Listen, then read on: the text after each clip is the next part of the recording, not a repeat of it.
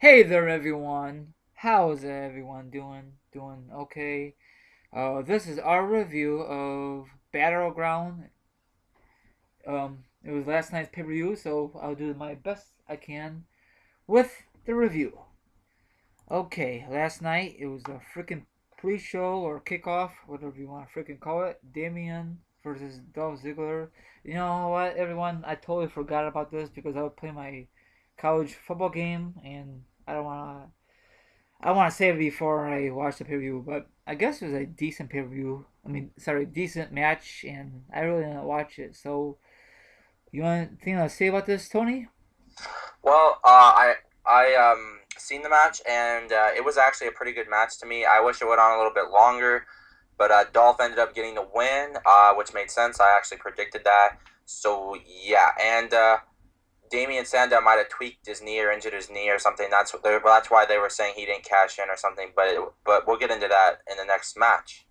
Yeah, that sucks. I wish you did cash in, but because you predicted that in one of your videos, but whatever. It's what it is, what it is. But I really think it should be on the main card. I really hate when WWE does this kind of bullshit, but whatever. You know what I'm saying, Tony? Yeah, I believe this should have been on the actual pay per view, and then the shitty ass PG tag team match should have been on the pre show. Yeah, but whatever. But we gotta stop complaining. But at least we got some wrestling. You know what I'm saying? um, Yeah, the first match to kick off the pre-show. I mean, it's not the pre-show. The pay-per-view was. I'm really surprised they did this. RVD Van Dam versus Del Rio for the world title. That's kind of weird. They had this to kick off the preview, and it was a very good match. And it was anything goes, like a hardcore style match. And I really thought, what's his name? Ringside. What's his name again, Tony? Ricardo. Yeah, I thought he was gonna turn on RVD, but it never happened.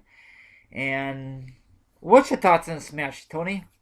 Well, honestly, to me, this match. This is my opinion and all, but the match could have been better. But the what they were working with, it's kind of hard because it is PG. It does take away some of the violence in the match, but I guess you could say for what it was for a PG hardcore match, it was okay. That's really all I'll give it. But RVD did kind of a cool spot. He did like the frog splash on a ladder Oh on the yeah, outside to Del Rio. and another thing There was is, like a ladder laying on Del Rio. He did a frog splash on the off the apron onto Del Rio, onto the ladder onto Del Rio. I thought that was kind of a cool spot. But the RVD was going for the Van Terminator, like the coast to coast with the chair. But Del Rio moved out of the way. Then basically it ended with Del Rio locking in a cross armbreaker and RVD tapped out. So, oh yeah, and I will say this: I think it was last night or early this morning. I read that I guess because the storyline wise, Ricardo Rodriguez is officially done with RVD as his manager. wow, shocker. Yeah, So I get, and RVD most likely will be taking time off now, from what I heard. see if W was smart. What you said in the video, he should win the belt. Then what's his name? Damien should cash in, but he got hurt, so probably that was gonna be the original idea. But whatever, you know what I'm saying? Yeah, I thought it was funny though how they're saying, oh, Damien got hurt, so he couldn't cash in. He wouldn't have been able to cash in anyway. Del Rio, he wasn't like laid out or anything, and he was like outside of the ring. Yeah, I mean, I think he could still cash in if he's hurt. I mean, if they want to go in that direction, but I guess he's gotta be healthy, you know. Yeah, but like it wouldn't have mattered though, even if he wasn't hurt. Del Rio wasn't like he was vulnerable or anything. Yeah, true, but it was a good match, and I really like that one move that on the ladder that like a monkey flip. That was kind of neat, huh? Yeah, he did. Yeah, it was yeah good, I guess you could say. But to me overall, it's just my opinion. The match was okay. Yeah. Do you think RVD will resign with WWE down the road? Most likely, yeah. He's not gonna go back to TNA. No, the only benefit there is he gets higher than he gets in WWE. Yeah, yeah. It's what it is. What it is. Okay, next match. You kick off this time, Tony. Okay, well, actually, we have a match that was announced yesterday, a couple hours before the pay per view. Remember, I know you were pumped for this match, but it was the Great Khali and Santino Marella. I know people are probably marking out for them if they have any fans. versus the Real Americans being Jack Swagger, Antonio Cesaro with Zeb Coulter, I might add. Now, this match was pretty freaking boring. I thought it was really dumb. It was just kind of like a kid's little kiddie match or whatever. The only thing that came out of this match really that was really caught my eye and caught my attention, which really was cool, was Cesaro did the big swing on Khali. He had him up for like a couple of seconds, at least 20, 30 seconds. And that's actually how they won the match. I was surprised, but I guess that's his new finisher or something. I guess he doesn't do the other one anymore. So yeah, Swagger and Antonio Cesaro win. Nothing special though, honestly. This is just a fucking filler. Yeah, it was, and I did not listen to it at all because I cannot stand the four guys at all. This is just a waste of their time. I prefer this, I'm pretty sure, than the other one we mentioned earlier in this podcast. You know, Tony?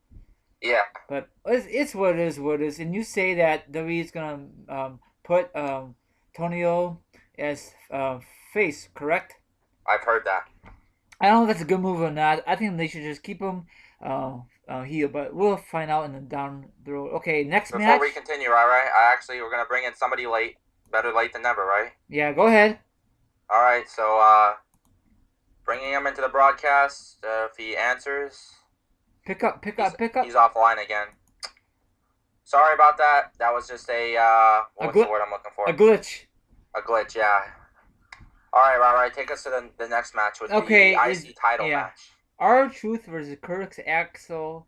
Now, I saw some of it. It looks pretty good. Of course, R-Truth has some awesome moves, and he did that "What's Up" bullshit. I wish he ended that completely. Of course, Curtis Axel is still IC champion. Now, a couple of weeks on Raw, that Stephen Mann said to R-Truth, when last time you had a title shot, you know what I'm saying? So I really think something's going to happen with R-Truth. So what's your thoughts on this match, Tony? Well, honestly, the crowd, I think, were falling asleep. I don't know. I heard some snores in the arena, but I could be wrong. But the crowd most of the time was chanting boring. I do agree with them. The match was boring. Yeah, so R-Truth lost, unfortunately. I did predict him to win. I just thought maybe he was going to win, but I guess they're going to do another way, like have him... I just thought maybe he'd win, and then they'd eventually turn him heel, but they are planning to turn him heel. Like, I guess he'll join the corporation or something, but we'll have to wait and find out. But match was boring. Curtis Axel won with his neck breaker, and that's that. But nothing special from this match. This is, to me, was another last-minute match added. I mean, I know they announced it on SmackDown and whatever, but still, it's kind of last minute if you have a match announced 2 days before the pay-per-view. Yeah, it's crazy. Last time that R-Truth the heel... I kind of liked it. I just don't like the whole thing, but the whole Jimmy thing. And I really wish he beat John Cena for the belt at the pay-per-view, but it never happened. You know what I'm saying, Tony? Yeah, I liked R-Truth as a heel. The way he was smoking a cigarette and stuff on that one Raw when he turned heel. And I honestly hated the whole storyline with little Jimmy. You know, that was kind of like... that was kind of sad, honestly. Over it because it's... Honestly... I knew he wasn't going to beat John for the belt at the first ever and last capital punishment pay-per-view in this business. Yeah, can you just imagine if there was TV-14, it would be no little Jimmy, but if it has it's PG, they have to go with a different direction, Tony, you know? Yeah, from that, I know this is off subject now, but from that match, I just want to point out, it's honestly sad that R-Truth basically got beat by a little kid in the crowd. He got hit in the face with a plastic cup, and that's how he gets beat. And then the AA. Yeah, it's pathetic, and ever since that, he didn't do jack shit. So that's why WWE wants to put his heel and probably join the corporation or V1 or whatever. For my point of view, leave him as a heel. You know, like he did. Was he a heel in TNA back in the day or no? He was a heel and face. Was he TNA champion as a heel or face? What was he? Heel. See, so there you go, WWE. So learn from that, but I doubt it. Okay, let's go on. The next match was... this was actually, to me, this was a good match. I don't really care what anybody says, but for a Divas match, it was actually good. These two have good chemistry with each other. This was the Divas title match. Brie Bella recently engaged to Daniel Bryan versus AJ Lee with Tamina Snuka making her return to the broadcast.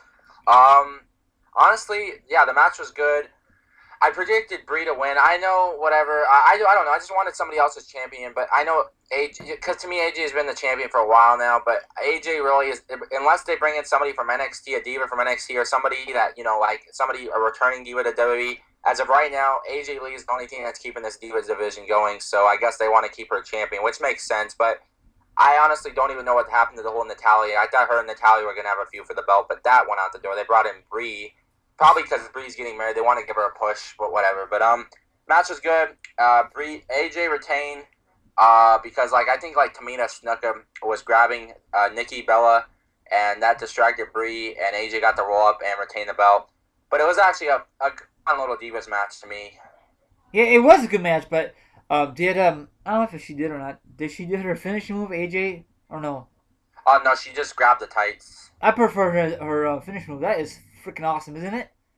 Especially when they slap when the one that's in the submission hold slaps her ass when she's giving up. Yeah, of course they won't mention that, but that is awesome. I think that's the best finish move in Diva in a long time. But I think I agree with you. I think she's gonna keep that belt until they bring someone up from NXT or a former Divas will come on board like Mickey James or something like that. Something's gonna happen, to shake up the Divas division, Yeah, to that way AJ's not the only one that's holding it up. Yeah, but I know people can get tired of. She only had it since June, and I know it's October, but she's not gonna have it all the way through Mania 30th. No way in hell. And I know you did go to that broadcast, so you did see her win the belt, which is kind of it was tremendous for you.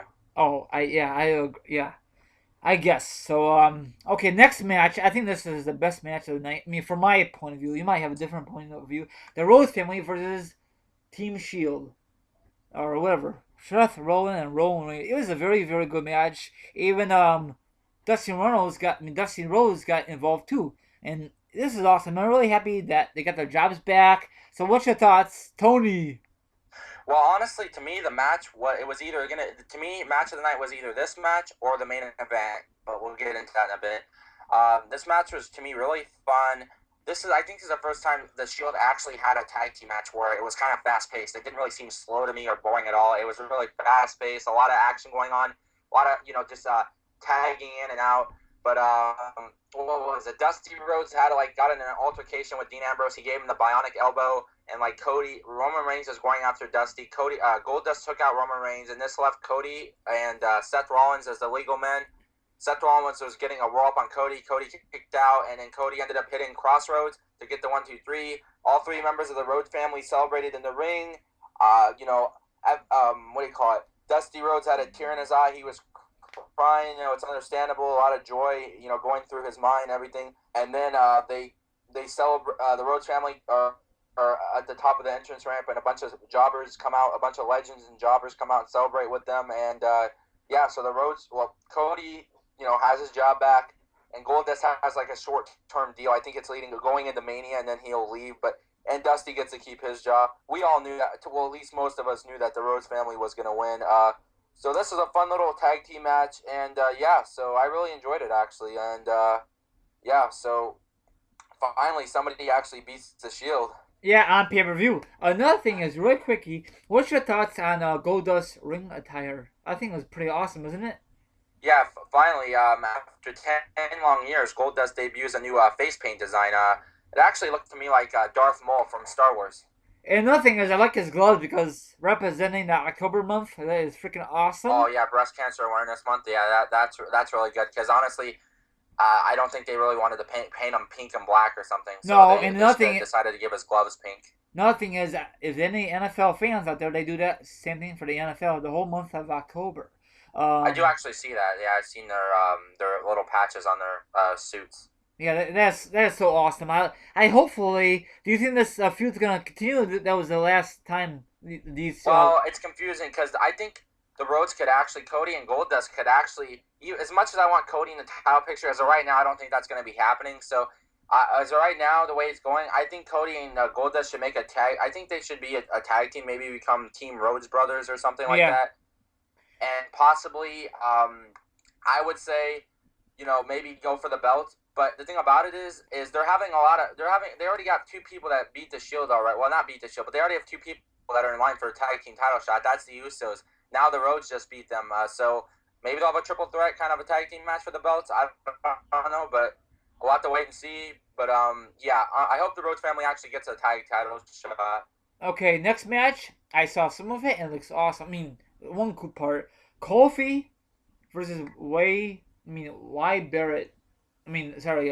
What's his Oh, name? go ahead. Kofi Kingston versus Bray Wyatt. Yeah, there you Now, go. there's another match that was randomly thrown on the card. It makes no sense. There's really no build to this match unless you want to consider Bray Wyatt cutting two promos that have nothing to do with Kofi Kingston, and then they set up a match, whatever. I didn't really care for this match. It was kind of boring. The match didn't go on that long. But tell And of everybody, course, well, tell most everybody, everybody thought this was going to happen. but tell Bray everybody. Wyatt won. He only one thing in this whole thing that really caught that was kind of cool. He kind of did like something from The Exorcist. He like was walking backwards and stuff on all four of his like his legs, on his feet and hands, walking backwards and stuff at Kofi. Kind of looked creepy as fuck. But yeah, Bray Wyatt won with the sister Abigail, and surprisingly, they did not kidnap Kofi. Yeah, not this time. But yeah, I like that. Like, it's like a spider. It's kind of creepy, but it's kind of cool. But probably there's a lot of pictures on Facebook that people make fun of it, or they use a different version of it. You know. Yeah. So, what do you think of the match? It was From what you good. I mean, saw, yeah, what I saw with the stupid stream, but but it was a good match. Not the best match of the night, but it was decent. But I don't know. I don't think WWE's gonna continue the feud. They just want to slap things together. So far, they have two matches from last time preview at the last minute, and I hate the WWE. Get your story straight, you know.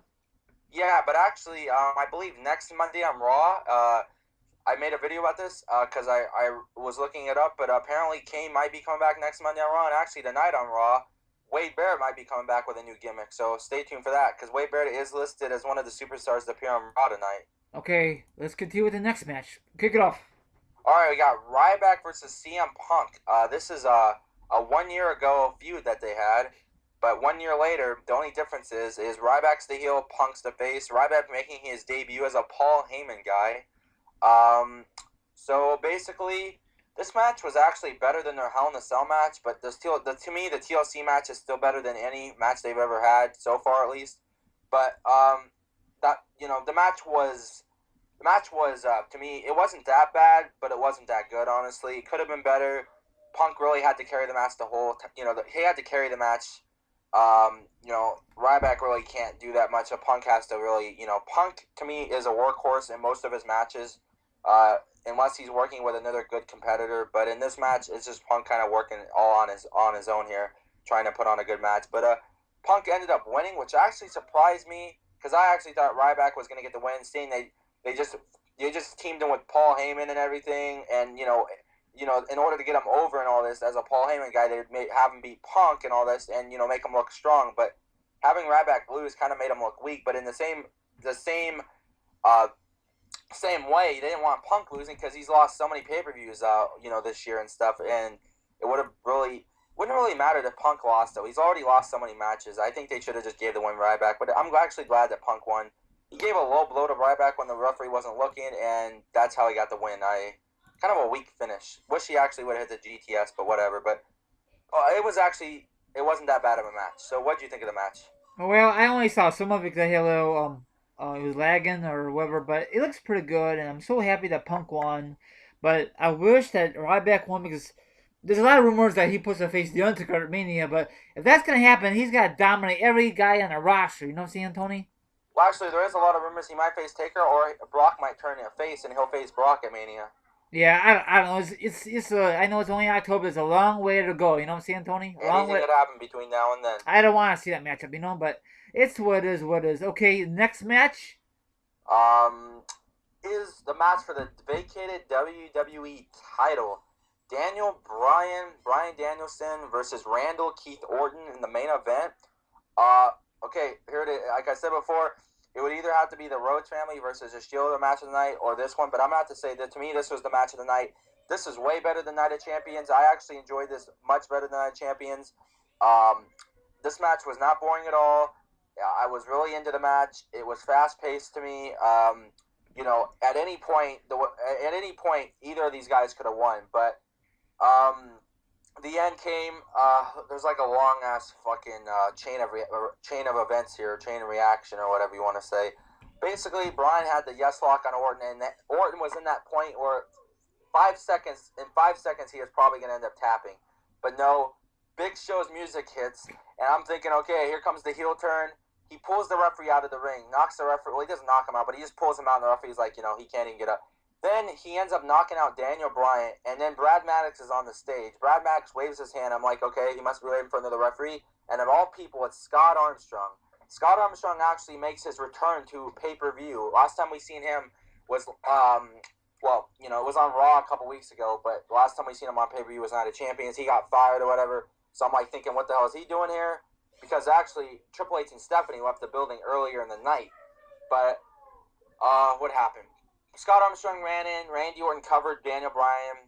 Then he was going for the 3 count. Big Show pulled out Scott Armstrong, gave him the knockout punch. Then he gave Randy Orton a knockout punch. Scott Norton gave Randy Orton a knockout punch. And Big Show just starts going nuts, and he's like saying no more and a bunch of shit.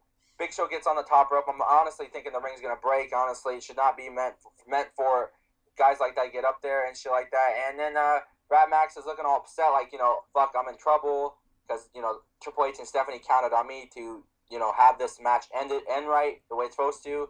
And that's that. And I might add, before this match, there was like 10 minutes that the whole pay-per-view was out for everybody in the world because I don't know, I guess they lost power or something. There was a power outage. So I'm just saying that. At first I thought it was me, but when I read it online last night, it was everybody. So it was the whole fucking, a world.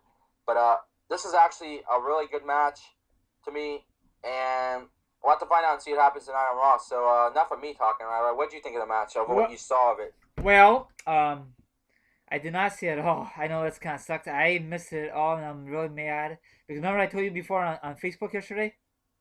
Yeah. I lost what happened? I lost reception, so I was pissed. Wow. Well, 10 minutes of it was out, but they were not even during the match. It was the beginning. I'm guessing that's what happened, and then you decided it wasn't coming back. Yep. Then you exit out, but it actually did come back. Yeah, man. So I don't know when it comes on DVD or DVD. It's gonna show the blackout part. Hopefully they will. I don't know. Maybe they'll edit it out. Who knows? But they should leave it. You might have to wait for it to come out on Blu-ray for Australia, and then you can go get it. Yeah, probably. But I don't want to. This is what happened. What happened at Super Bowl this year? Pottage. I just hopefully it don't happen this year. I mean, that would really suck, Yeah, I heard about that Super Bowl power outage. But just want to point out though, from me watching it was a good match, better than Night of Champions, and I'm thinking here's what's going to happen. Either Big Show's going to get involved in this whole title picture at Hell in a Cell, be a triple threat for the belt, or Big Show will be the special guest referee. And if Randy Orton doesn't win the belt and Big Show helps Daniel Bryan win it, Big Show's career is on the line. Watch it. I could see something like this. Big Show helps Daniel Bryan win at Hell in a Cell because he's like the special guest referee. And then they fire Big Show. And the next time Raw, McMahon comes out and rehires Big Show. I could see something like that happening. I'm just pitching an idea. Yeah, something's gonna happen. He should turn heel last night for pay-per-view for crying out loud, WWE. Come on. Well, just like it doesn't we don't need his ass heel. Fucking, it seems like they turn him heel face every 6 months. Yeah, it's same thing for other superstars. It all depends on the wrestler and the storyline. You know what I'm saying? It don't matter the heel face. Look at The Miz. What's he doing lately? Nothing. See? As a heel, he actually main evented WrestleMania. I'm talking about as a face, jack shit. See? I know. I'm saying as a face, they don't do anything with the guy. But I want to point out though, is this was a good show to me. I thought it was gonna be not the best because it was the first ever Battleground, but it turned out to be good, just as Payback did. Payback for the first time, the first pay-per-view of Payback, it turned out to be a good show too. So maybe not all debuting pay-per-views will be bad, and this is a sign of them. These 2 pay-per-views are actually good. But what was I gonna say? Stay tuned for Raw tonight. It is tonight, guys. Well, it's actually Raw will be in an hour. An hour away. So yeah, stay tuned for that. Set your DVRs, whatever you got to do. But I'm just gonna go ahead and sign off for me. But follow me on Twitter at the Radar Viper1. Subscribe to both my channels. You guys all know all that good stuff. And shout out to Matt WB9V1. I'm sorry you couldn't make it on this broadcast. Hopefully next time you will be here. And a shout out to Aaron Loves WWE and TNA. Keep up the great vids, all right? And Rara, I'm going to hand it over to you for the host of Home of the Top Rope. Yeah, thank you. My friend who was there, Tom Barry, he was there in living color. Hopefully a blast. Now, I know a lot of people were shitting on his pay-per-view before it kicked off. And that really makes me mad. Give this thing a chance. Right, Tony? Yeah, give it a chance because you basically everybody hated on it. Yeah. You guys kind of got I don't know what happened, but you guys might want to take back what you said. Yeah, it was a decent period. Some matches should not be on the card, and I just hate when they say I hate when wrestling fans say, "Oh, it's gonna be a shitty thing" right before the things kick off. So I don't know if you're really true wrestling fans or I don't bitch on wrestling. I don't know. It was a decent thing. I don't know.